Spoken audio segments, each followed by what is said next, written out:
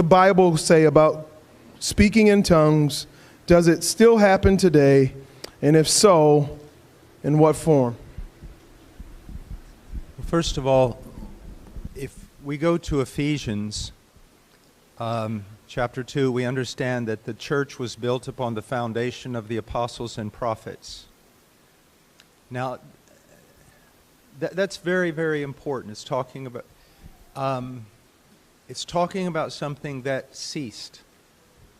Are there apostles today like the 12? No. It's the faith that once and for all has been handed down to the saints. Is there a prophetic word that's still laying the foundation for the church? No. And so we recognize here with two of the most gifted men, or offices, whatever you might want to call them, that they have ceased. We know that, and almost everyone across the board acknowledges that.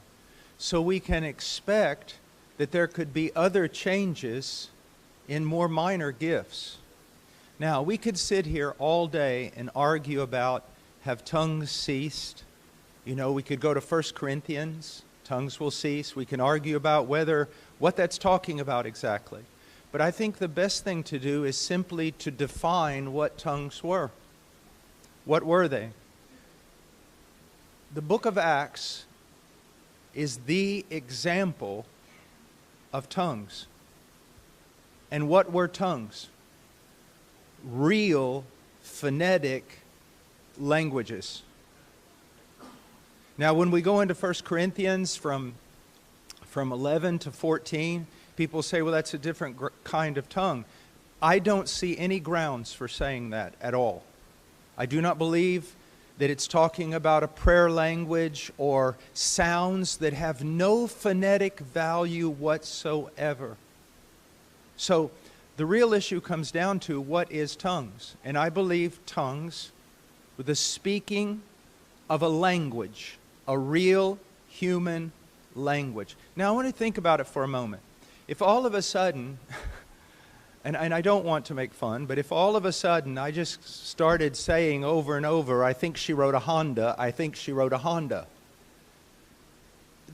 There's no proof of a miracle there.